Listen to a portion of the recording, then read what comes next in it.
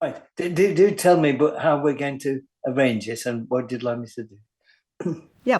Well, we've collected some questions from the audience because we're not doing this for a live audience, sadly. Yeah.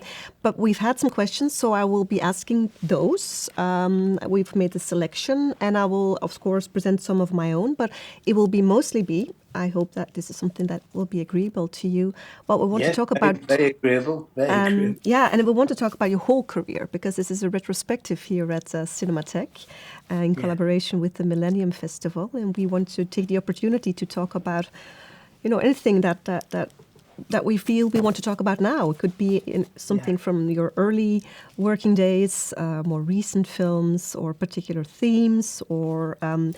But the questions are quite good, I think. The audience sent in, Good. so it would be nice to focus on them. Good.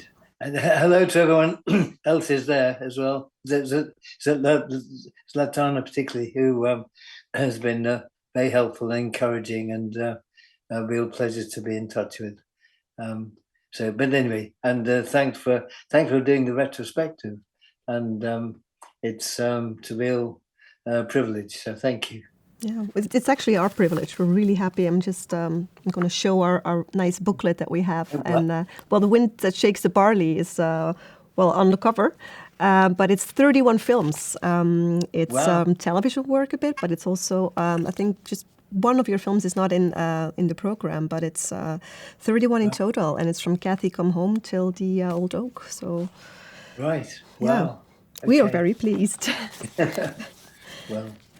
We also have the opportunity to show a couple films that haven't been seen here, that haven't been released theatrically in the first place, but haven't been widely seen. So it would be nice maybe to talk about that a bit later. Films yes, I hope they're not the ones I'd rather forget. No, I don't think so.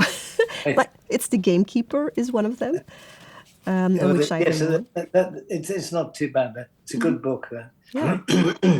Anyway, okay, fire away. And okay. Sorry, I didn't catch your first name, and I should know. My name's Anke. Anke. Anke. Okay, Anke. Right. Nice to meet you. Nice to meet you. Okay, so 60 years of filmmaking, that gives us a lot to talk about. And like I said, I have the collected questions that were sent in by the audience via various platforms and social media. But I will present them with some of my own. And let's just, because this is retrospective here at CINEMATEK, it's a looking back on a long career. I was wondering about the spark, the moment when you realized that you wanted to become a filmmaker, because you were also active in the theater before. But what was it that made you decide that this was your medium? I think I was already in television when I realized that it was a medium like no other, in that it contained all the elements of theatre, of drama, of conflict, of storytelling, character, conflict, but also fine art with images, light, language, and sound. So it had everything really. It had all those images. It had an intimacy that theatre doesn't have, even though very fine theatre actors can give you a sense of intimacy. Cinema itself presents the images of intimacy. It's you can see behind your eyes, and I think I only became aware of that when I was already working in television, and I began in the theatre after being a student, and much to my father's dismay, because he was hoping for a lawyer, and I'm afraid I dipped out and got a job as an actor briefly, and then was an unemployed actor, and he was very dismayed by that. But eventually, I did some directing in the theatre, and then applied to. I was married with and we had a child, and I had to earn some money, so I applied rather reluctantly for the television, and had a huge stroke of luck in that I became attached very quickly within a few months to a production team that whose brief was to tell contemporary fiction. And this was in the early 60s, 63. And so television drama was very theatrical then. It was like theatre sets around a studio with 3 big cameras pointing in, and you rehearsed it like a play, and then you performed it like a play. And of course, we wanted to be in the streets telling the story with a sense of reality, because it was contemporary. And that sort of time of the French New Wave, the handheld camera, the editing to music, I mean, all kinds of things. And due to a kind of misleading the bureaucracy, shall we say, with the arrogance of youth, we managed to make films, much against their better judgment and very reluctantly. And then we were making films, not TV drama. And that was the big breakthrough. And then I realized what a wonderful medium it is.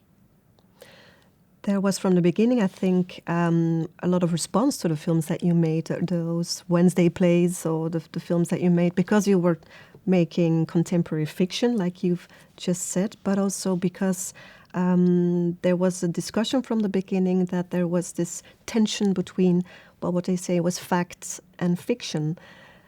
There's a scene in KASK, that's why I'm saying this, because I chuckled when the teacher is explaining the difference between fact and fiction, and I thought, oh, I wonder if you put that in, because it had been so important in the 60s. Yes.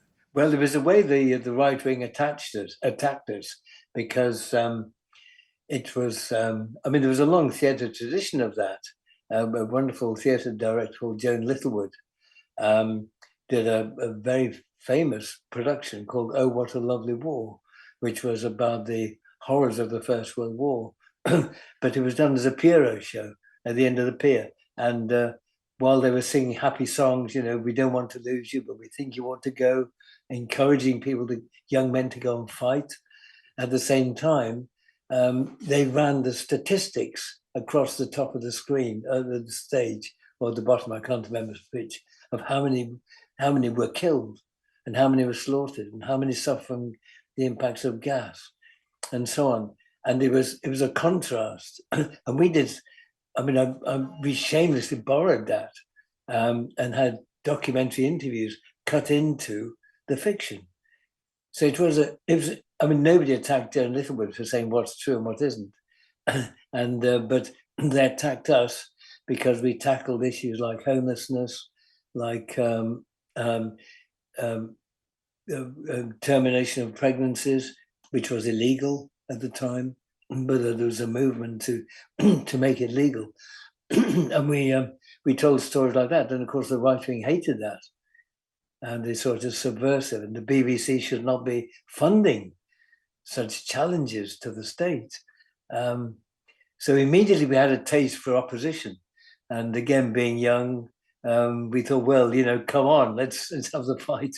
And so it was a big learning experience. That it was beautiful to see. I saw Payal Kapadia's All We Imagine as Lights. It's a fiction film, but she also adds the voices of people, like documentary voices, little witnesses of what life is like. And it reminded me completely of Kathy Come Home. So that is still something that I think engaged filmmakers are using as a way of telling their stories. But you said a taste for opposition. That's, I think I have a quote from you somewhere where you say that you spend almost as much time defending your films as you have making them. So looking back now with some distance at your career, do you think that is still true? Do you think when you look at your career, is that something that you think about, that it was about? Yes, absolutely. And I think you find some subjects arouse more hostility than others. The social issues that remain social issues, by and large, are quite okay.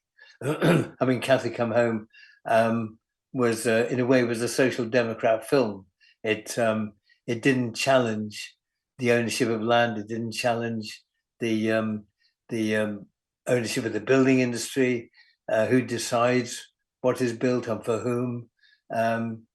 Whereas I think what we've tried to do as we learned about politics in the 60s, we felt, well, now that's this is our fundamental position. We can talk about that later if you like. This is our fundamental position, and therefore what we do has to reflect that, even if it doesn't. Obviously, you don't spell it out in a kind of ideological way in every film. But what we have to do has to be consistent with that. And some of the things in Kathy Come Home are very, well, we would say right-wing Labour. I mean, they're very social democrat. Don't change the system, just make it work better. Well, that was never our position from the late 60s onwards. And but then some of them where you challenge, I mean, I did a play, the one play I've done since, which challenged Zionism. I mean, that has resulted in almost a lifetime of being accused of being anti-Semitic. And but it was a challenge to the idea, to the practice of building a state, taking over the state of Palestine, for a state in which one ethnic group had priority over another. So that was, I mean, that has caused a huge wave of attacks, decade after decade. Challenge the British Empire, and again, challenge the British Army practice, and that again, you get a lot of hostility. In The Wind That Shakes the Barley, for example, which was about the War of Independence in Ireland, and showed the brutality of the British Army and to the Irish, and the long history of brutality over centuries, and saw what I think is a reality, that Ireland was a colony and is still in one part a colony of Britain, way back to the Normans in British history, centuries. It was a colony. And for that I was accused of being a worse propagandist than Leni Riefenstahl, Hitler's propagandist. Now that one wrote that he hadn't seen the film. He didn't want to see the film because he didn't need to read Mein Kampf to know what a louse Hitler was. I mean, you're compared to the Nazis, but saying the Irish War of Independence was a just war. I mean, the rage of the British ruling class is, when you touch a raw nerve, is extraordinary. And the mask that the British ruling class wears of urbane, self-deprecating, can take a joke, is they're always the perfect manners, likes to listen to criticism, very modest, despite its great wealth and authority. And but touch a raw nerve and the mask slips, and you see the real rage, and you see the real determination to exploit. Was it hard for you always, because it didn't deter you from keeping making films with difficult subjects or touching that nerve again? Was it difficult sometimes, or were there people in your surroundings maybe saying, Ken, maybe not, maybe a different subject this time? Where did you find the strength? Well, I've always worked with I mean, this is very important to say this. I mean, I've always worked with a group. I've always worked with writers and a producer. I've had 2 or 3 brilliant producers. One was very influential, Tony Garnett at the beginning, the BBC, and for 30 years now, Rebecca O'Brien, who's always been very supportive and committed to the same ideas. But also writers, I guess, are the prime creative source, I think, for films. And again, if we worked in the theatre, it would be the writers that took precedence. We work in film, it's the director. But in our case, I've worked with wonderful writers who have been a huge influence. And over the last 30 years with Paul Laverty. And I mean, it's an absolute collaboration of equals. And we talk about everything all the way through. But Paul writes it, and I try and bring it to life, you know. And so we support each other and talk to each other throughout the whole process. And it really is a partnership and a collaboration with everybody who makes the film, you know, all the great craftsmen and artists who work in the film. And everyone is important, and everyone's commitment is important, and knowing everyone is important. You know, when there's a spark standing outside in the rain, you have to go up and say every now and then, do you want a cup of tea? You know, and know his name, and don't leave them there. You know, and that it's building that sense of cohesion, really. So I've wandered off the point here, but that's so important to the work of a director. You are part of a team. You're not some grandiose figure with with jackboots, the old traditional image, shouting at people. You're just one of a team, and your job is to be is to make that chorus in a coherent voice, a single voice, and you can only do that personally. But in a way, that's there's huge strength in that, massive support. We all support each other, and that's where the strength comes from, not from an individual. Yeah, I think I see that reflected in your films. There's so many scenes where you have these group conversations, people coming together and listening to each other's perspective, point of view. I think it's essential, something that always comes back, and it's like a welcome to a Ken Loach film, that you see all these people conversing as equals, tackling problems, maybe not seeing eye to eye, but that's okay. Yeah, yes, it's well, I think also one thing that again is people who write about films often or critics sometimes, not serious film writers, but critics will sometimes talk about that, there's too many, you're putting words in characters' mouths. But we've all met so many people who do talk politics sometimes. I mean, they are political beings, and they're somehow written out of films, because as though it's, you're putting people there to say what you want them to say. Not at all. This is the language that political people use sometimes, and they're valid characters, and and particularly in working class organizations. So many people. One of the great writers I worked with, a man called Jim Allen, and I've worked with many people like him. Self-taught, left school early, worked in the mines, worked on the docks.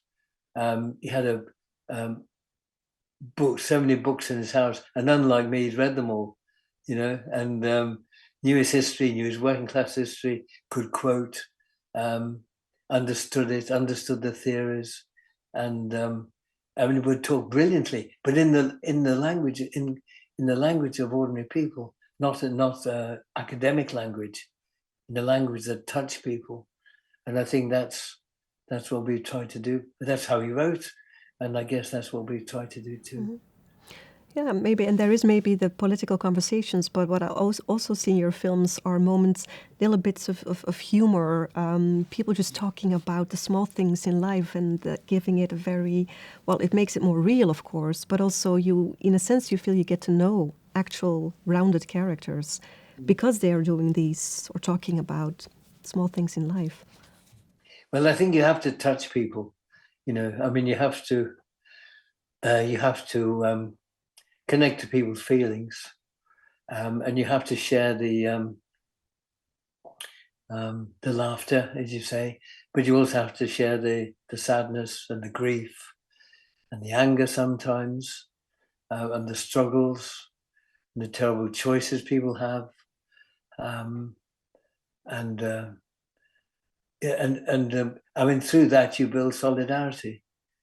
You know, you for the audience to feel solidarity with some of the characters on the screen is really important, because that's maybe it's something we come on to later, something I was going to say later, but that sense of solidarity is how you strengthen solidarity in what is effectively a class struggle. And because the ideas of commercial cinema are very right wing. You know, it's the idea of one man with a gun will solve your problems, the Lone Ranger. You know, good guys and bad guys, as Trump would say, and wealth. You know, the film stars, we envy them. Where does their money come from? Who knows? They have beautiful clothes. They live in beautiful apartments or houses, and they're film stars. They're way beyond us, and nobody says, "How did you get that money? Who did you rip off for that? Who were your parents? Who gave it to you? What have you done to deserve it?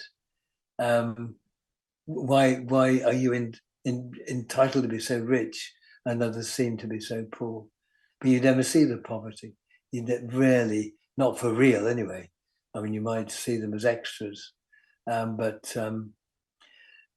the values of commercial cinema are the far right or the right, and people like Chaplin are the oddities. And of course, we know he was had a hard time because he was a man of the left. Yep. Had to move to Switzerland, of all places. Well, I mean, you know, maybe compromised in some ways, but I mean, he did speak out sometimes. True. Yeah. When you just mentioned the beautiful houses and the apartments in commercial cinema, I'm always struck by the locations in your films, like the houses that I think were built most of the time in industrial area, so houses built near mining sites or near factories. And they feel, how important is location hunting, or the fact that you feel you are in an actual lived-in space? How is that part of your creative process or preparation? I think that's absolutely. I mean, you touched on something that is really rarely acknowledged, because I mean the great art of art direction in films, well, in our films, is not to be noticed. For people to think, oh, they've just walked in here. Nobody's touched that. They just walked in. And I mean, I've worked with two brilliant designers. One Martin Johnson early on, and sadly he died far too young. And now Fergus Clegg, wonderful, sensitive artist, designer, and finding the right locations are very important. And they've got to be true. But they've got to be practical. So there's got to be good sources of natural light.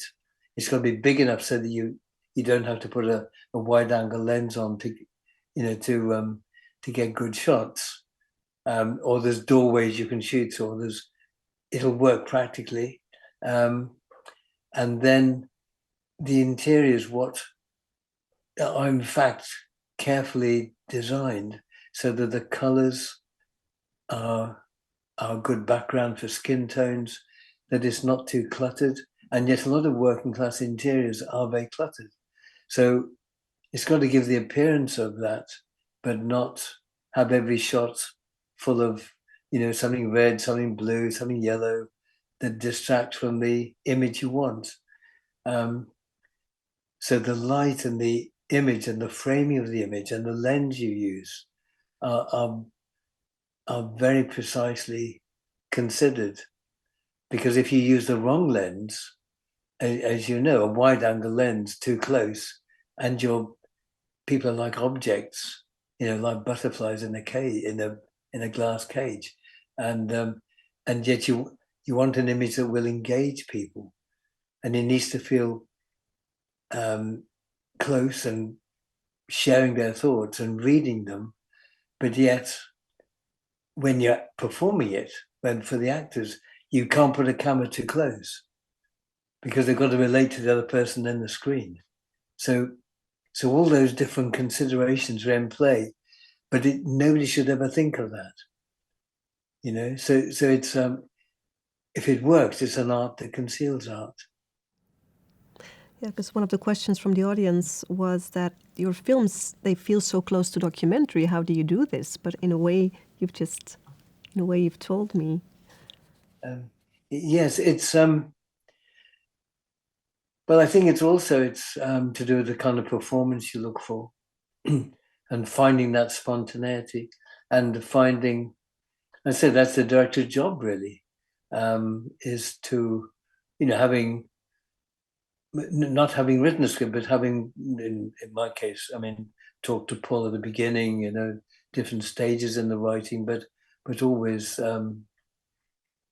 we always support each other. We're always committed to the idea, and we're always from the very outset and committed to the characters and committed to the central conflict, which we hope is caught in the storyline and amongst the contradictions in the characters themselves.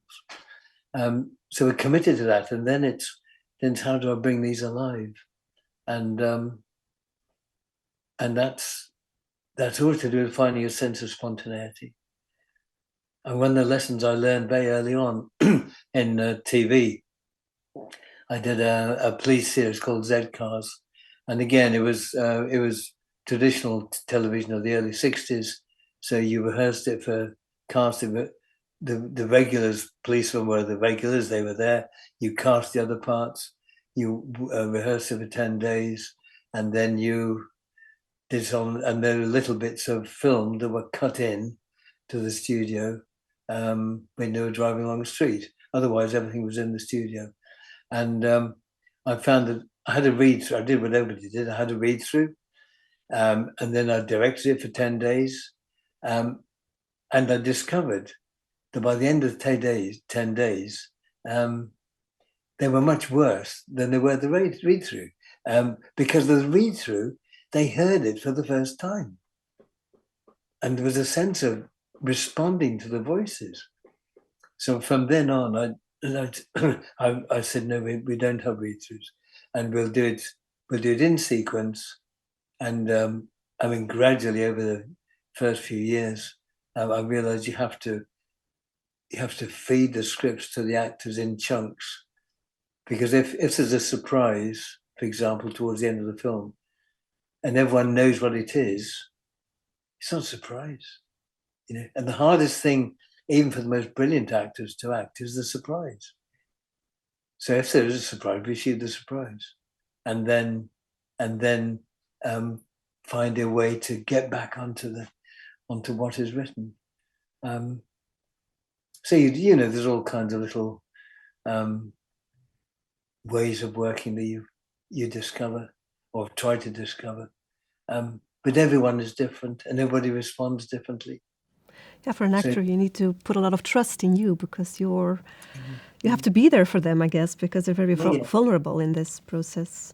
Yeah, but I think that's how with finding people, we do little improvisations.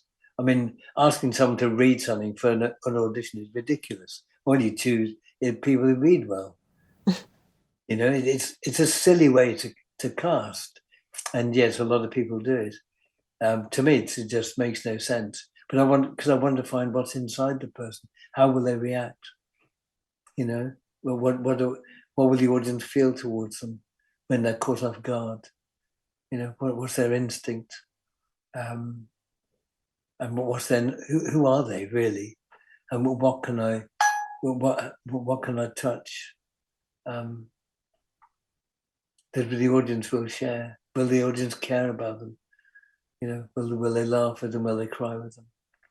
You can't tell that from a reading. No. I have another audience question. In a way, we've already sort of came close to. I came close to asking this before, but the question is, and I'll quote: with the rise of inequality, do you think filmmakers have a moral responsibility? So, do you think? Well, has this always been the case, or has this changed? Is it even more necessary than it used to be? It's a big question, actually. Yeah, it is a huge question. Well, I think the first rule is you can't lay down a rule for what people should feel they need to express. Because that becomes totalitarian. You end up with Stalinist art, or you end up with flattering portraits of aristocrats because the aristocrats are paying for the portrait. So I think the impulse you have to respect, and whatever people feel they need to express, then absolutely go ahead, go for it. But I think we can't avoid the fact we're also citizens. We live in the world, we observe the world, we are part of it, we contribute to it, and what we put out may have a tiny effect, or it may have the films we do, it may have a massive effect, like the people like Musk or God knows who else, the appalling, but they have a huge effect, and we are part of that. We're part of that great cacophony of human voices, and so, I mean, I can't help but feel that responsibility as a citizen. So, in that case, then you have to make judgments, and what you say, however small or large, will have an effect, and that's responsibility. And then how do you discharge that? Well, by supporting the great ideas that have allowed us to progress when we have progressed. The Universal Declaration of Human Rights, the rule of law, something the West proclaims but doesn't abide by. The one country doesn't go and take over the land of another country. We protect the environment. Could be all our children and their children and so on will have to live here. We take care of each other. If you're a neighbor and your neighbor's sick, you will help to look after it. If we have to do that on a global scale, we have to cooperate with each other. If we're in a team, we solve a problem collectively. Well, we have to do that globally because we have problems that affect us globally, and all those ideas that making a priority of the collective over the competitive, and all those ideas that seem to be generous, humane ideas, are under attack now more than ever before. So to me, it's inconceivable that we can make cinema, that is a very public art form. We can make cinema without acknowledging that and without contributing to what we think is a progressive way forward. Yes. Does that make sense? That makes sense, yes. I was just wondering if you think is it easy to make films, or is it maybe perhaps more difficult now to make films that are so straightforward in their maybe not political ambitions, but moral ambitions, or the needs to tell those stories that you've been summing up just now? Well, I think what makes it difficult is the commercial imperative, because the people who fund films, commercial films, are themselves made rich by this economic system, which produces all these, what we would call ills, social ills, wars, poverty, destruction of the planet, and so on. I mean, they have benefit from it. They are either they're hangers on, or they are part of that. They're part of the problem. So of course they won't. They will commission things that, in their patronizing way, they think this is what people want. So it's endless cop shows, it's endless violence, it's endless mysteries. I mean, we know the stereotypes. And now the streamers are dominating production, and they reduce and reduce and reduce what is. I mean, they're after what made a success last year. You know, they're after they want to recapture the latest thing to make a profit, and that narrows the choice. I think European producers and the cinema tradition is much broader, um, and I mean, we've always seen ourselves as European filmmakers, never taken American money at all, really, because it all comes with strings. You know, they want to control. They never want partners in anything. They want control, and we've never worked like that. Whereas the Europeans, by and large, respect the filmmakers, and so I mean, I think European finance is much more complicated than that now.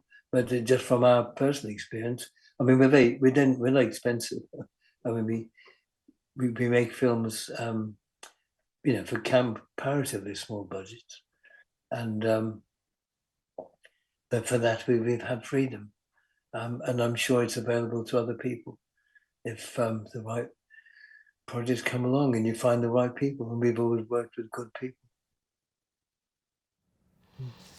A question from the audience was also that, well, somebody was wondering if there is a subject that you haven't yet, never know, yet explored, but that is particularly close to your heart, something that you maybe now are still thinking about. Um, well, there are, but I mean, there's loads. I won't mention them because I'll get into trouble again. But you're still dreaming and thinking. Well, yeah, I mean, I think I wouldn't get around the course again now. I mean, if I began, I'd be well past 90 by the time I'd finished it. I mean, it's something you have to do on your feet. You know, you can't you can't direct from a monitor. You can't, and we don't have monitors on the set. You know, it's too public, really. And you just got to be on your feet, you know, all day. And I couldn't get around the course again now, sadly. Um, well, my eyesight's crap as well, so I struggle. And we've only got a small television set, and I don't like watching um, films on TV. So I haven't been much recently, but once I've recovered a bit more mobility, I'll hope to get about watching films again. Um, but I'm not up to speed with today's cinema. I mean, it's my fault. I mean, there are some good filmmakers around, very good, and a lot of people who care, you know. So I mean, I'm very aware of that. When I was watching The Old Oak, I remember that there is. I mean, it had a hopeful ending. I mean, that was my reading of it or my experience. And when I was watching or rewatching some of your films, I noticed that there is hope, but in some films I thought it wasn't as pronounced. Some films were much bleaker. So I was wondering how do you decide upon this? I think you have a choice. You've made a deliberate choice. Sometimes I thought maybe Sweet 16 was something that really gutted me, and I mean the ending as well. Or sorry, we missed you. My name is Joe. Well, maybe a little bit of hope, but not. I don't know. How do you talk about this with, for instance, your screenwriters, or when you look at? Well, I think some stories are tragedies. You know, I mean, you can't end every film with a fist in the air, you know? And I mean that would just be false.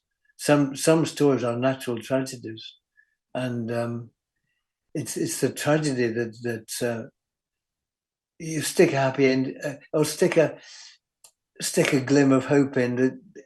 the story doesn't merit. It seems twisty. I think you've got to go with the logic of the narrative. Really, I mean, sorry we missed you. The man is trapped. His family are trapped, and many families are. And I mean, Paul done most of the research for the last few films because I've not been so mobile, but I mean he made it's about delivery drivers and the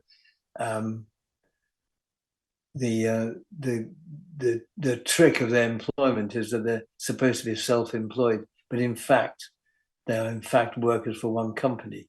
But by being self-employed, the company who employs them have almost no responsibility, and they get into the drivers can get into debt to buy a van because it's cheaper, and then they have an accident or something. They have to keep going, and sometimes if they're away and they don't provide us someone to do the job for them, they were fined, and then they get further into debt.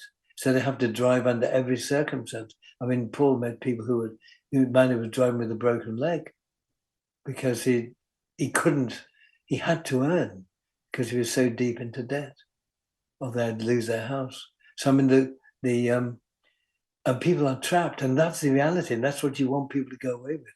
And that lad is trapped. And for Daniel Blake, I mean, he will die. So many have died. They're being denied the financial support they were entitled to.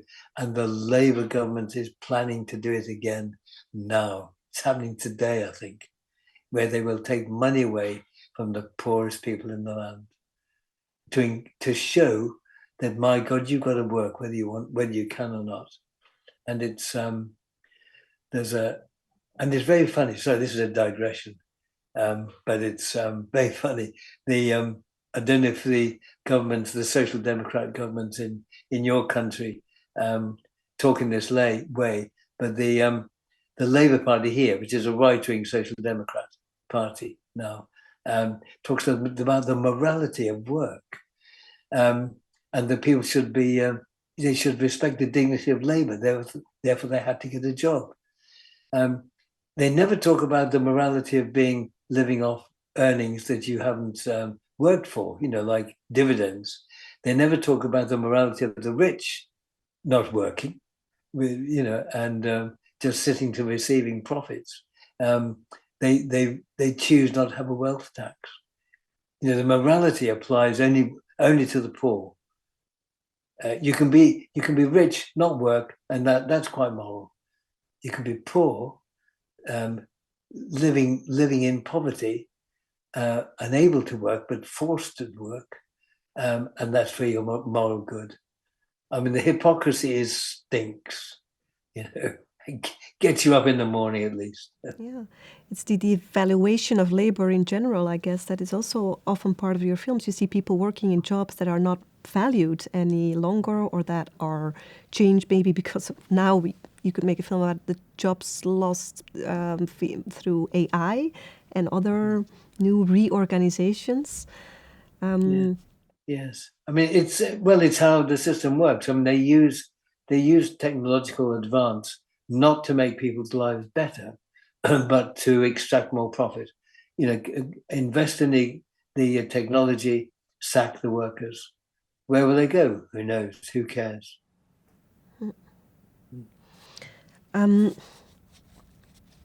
We will show, so as I've said before, a couple of the films that have been little seen here, teleplays and documentary, like Kathy Come Home and The Gamekeeper, and which side are you on?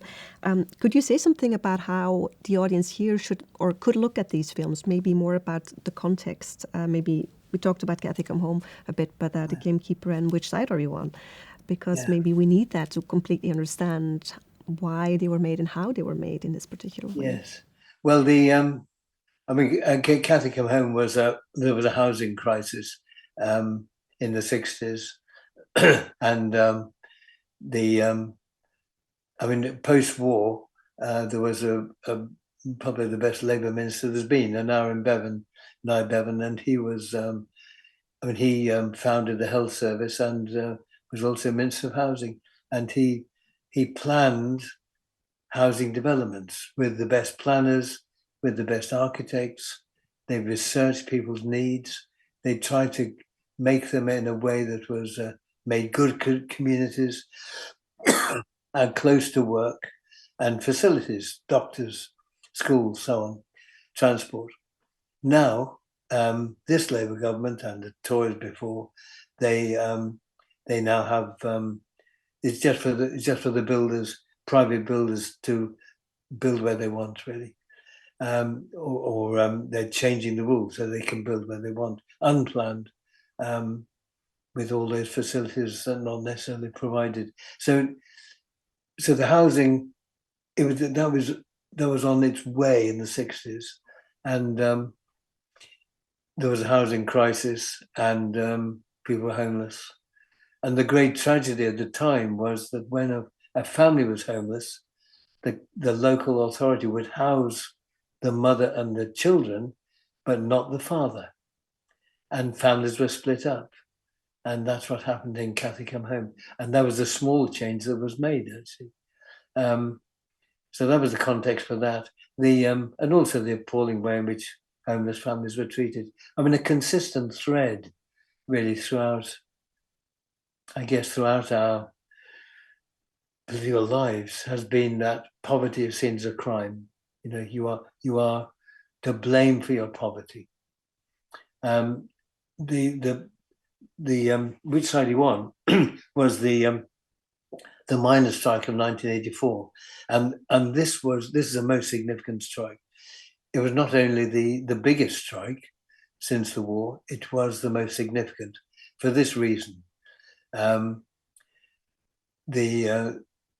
Margaret Thatcher, the far right Prime Minister, was elected in 1979. She had capital in Britain was losing its profits, and she had a three-pronged attack on the working class. She understood that for profits to rise, which was her plan, then organised labour had to be less powerful, so they couldn't resist. So she allowed unemployment to rise by withdrawing subsidies from factories that would otherwise lose money.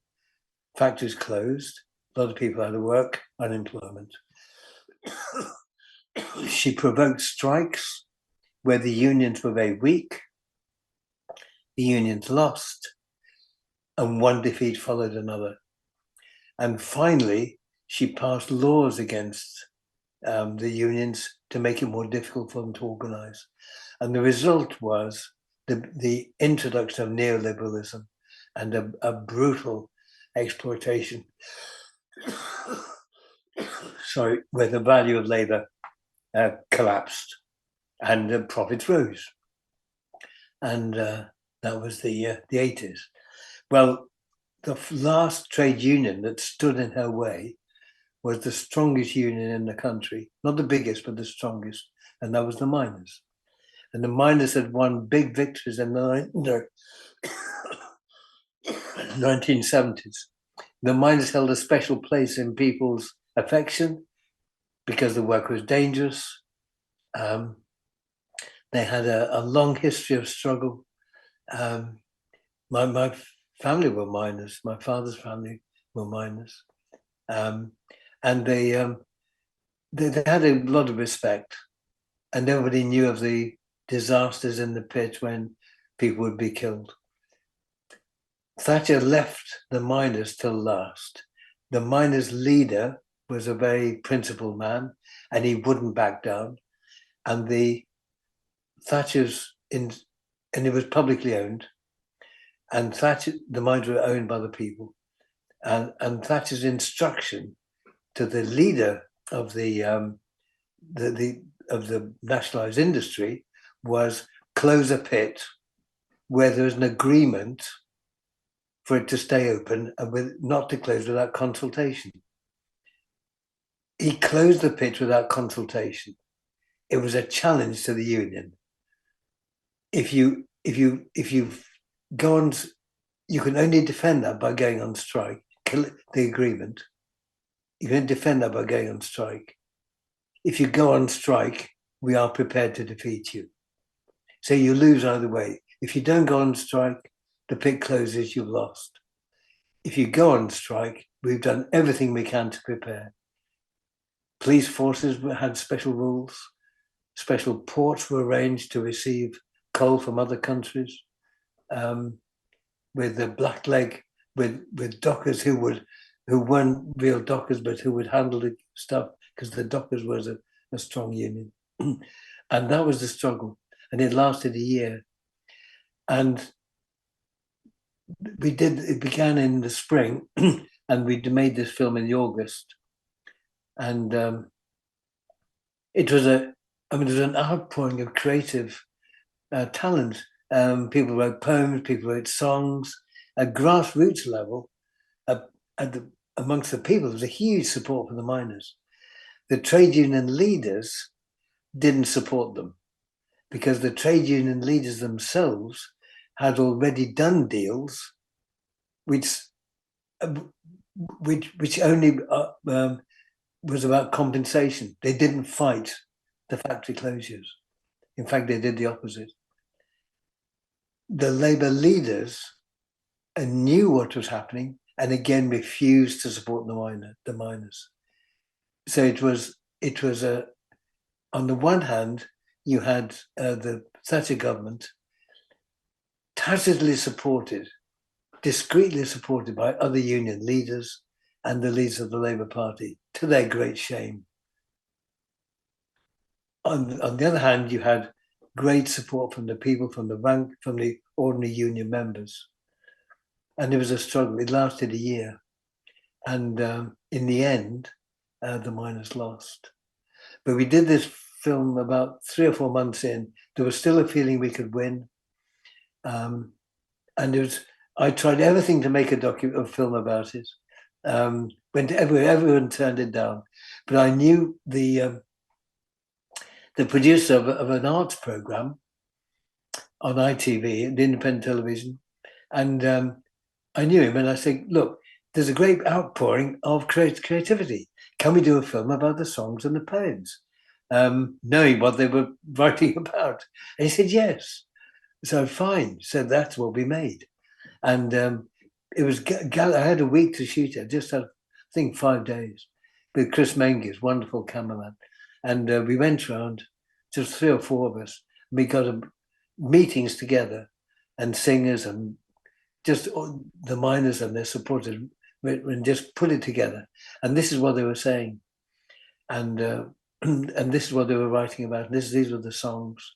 Some great singers, real singers, some amateurs, and the record and what they were writing about. And of course, it culminated. Sorry, it's a long answer. It culminated in the police violence, because the police were instructed to be violent. No other. There's no other interpretation. And they beat the miners to hell with their truncheons. And at the same time, the BBC and all the news media were talking about the violence of the pickets. Well, you only had to go to a picket line to see the police going through in their vans, holding up £5 notes, teasing the miners with the money the police were making. The miners would maybe go ahead trying to stop the police van. They were arrested and beaten up, and it was shameful. Anyway, the miners and those experiences wrote about the police violence. And then this is what happened. We showed the film to the producer and the head of documentaries for this independent television channel. And they said, "We're not showing that. We're not showing that." I said, "Why not?" He said, "You're showing the police beating up the miners." I said, "Well, they've done it. There's the picture." He said, "Well, we can't show that." And they wouldn't show it. And eventually, and the strike was still in the balance then. we went to took it to a festival in Italy, in Florence, and they documented festival, and they showed it and were very kind and gave us an award. So I brought it back, and then Channel 4 finally showed it. Another channel showed it. Minority Channel finally showed it right at the end of the strike, when the strike was almost over. So it could have no effect. And that's, I mean, it shows so many things. It shows the great passion and strength of the organised working class, of the working class. There was the leaders refused to organise, and it shows the control in moments of crisis that the ruling class has on the media. Sorry, such a long answer. No, it's a beautiful answer, and also I think it shows the dignity of people who are organizing some kind of a revolt or a revolution. Because this is going to be my final question, sadly, but it's going to be about The Wind That Shakes the Barley, because the audience will watch the film after they've seen this interview. What would you say about this film now? Because it was your first Palme d'Or win, and it's also about people, well, a revolt, a revolution. What would you want people to feel or think or talk about, maybe, after they've seen the film? Well, first of all, to enjoy the story. It is the story of a people who have been colonized for centuries. It was the first colony of the English landowners, and it over many centuries, the Irish were oppressed. They were oppressed by their religion because they were Catholics. The British in the 16th, 17th century encouraged others, Protestants, from mainly from parts of Scotland, to go across to Ireland to rule Ireland on behalf of the British. A kind of middle class was imposed on them, and that became the essence of the struggle between the Protestants and Catholics. It was never about how you say your prayers. It was always about the class relationship. But then towards the end, of course, the Protestants became working class, just like the Catholics. But it ended in partition. And then, so that the first is to see Ireland as a colony. The second is to see the story of the Irish people for independence. I mean, it's a great story. And particularly those of the flying columns, the ones we show in the film, who were guerrilla fighters. I mean, they lived in the communities, they were farm workers, and every now and then they would come together, they would ambush the British soldiers, and then they'd go back to their jobs and melt back into the community. And they were, I mean, great struggle fighters for independence. So it's a colonial struggle, and those who fought the British exploitation and oppression, and how they were, so to see the tactics of the British Army, denying people their language, raiding them in the most brutal way. And the British soldiers were just after the First World War, and they went back from that war to unemployment, to a life of often a life on the streets, and so some of them volunteered to fight again because it was what they knew, and they'd been brutalized by the war, and this is how they were told to act. But again, it's not the soldiers themselves; it's the people who control them who are to blame for what happens. So that's the story, and then the Irish do well, and there is a truce, and then there's the cleverness of the British in hanging on to what they wanted to keep the advantage of their empire, imperialist status, and that included dividing Ireland.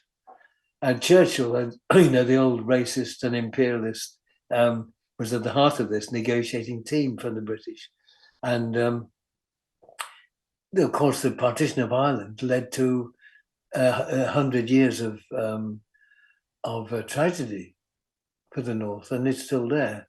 I mean, it's quiet now, but it hasn't gone away, and that was the tragedy of the independence that Ireland got. And then the question is, when you reach a moment of success, the question is, what country do we build? Okay, we're getting a measure of freedom. What country do we want? And there were different traditions. There were those who, and again, the equivalent of the right-wing social democrats we've talked about. There were those who said, well, we just want independence to run our own capitalist country. They didn't use those words, but that was in effect, we want to keep the economic system. We don't want to change anything. We want our independence to run our own state and take our own decisions. Others said we want full independence to really enable the Irish character, its culture to flourish, a kind of romantic nationalist. And there was another, a weaker tradition by this stage, socialist tradition led by a great man called James Connolly, who had been executed by the British earlier. And and he was a labor organizer, and he wrote one of his great phrases was, "The cause of labor is the cause of Ireland. The cause of Ireland is the cause of labor." In other words, we need to build a socialist economy where what we have, we share, we own together. It's not based on class division or exploitation. It's based on what we can do collectively. We kind of slightly emphasized that strand because it still existed, but it wasn't maybe as strong as we allowed it to be, because it was such an important consideration. And that was the struggle. And that led to then a civil war in which the British provided weapons for the right-wing Irish that they wanted to do business with to defeat the Irish who wanted full independence, no partition. And that was the trickery of the British. And again, the consequences last 100 years. And when it came out, I think I've said earlier, we were accused of hating our country, the saying is.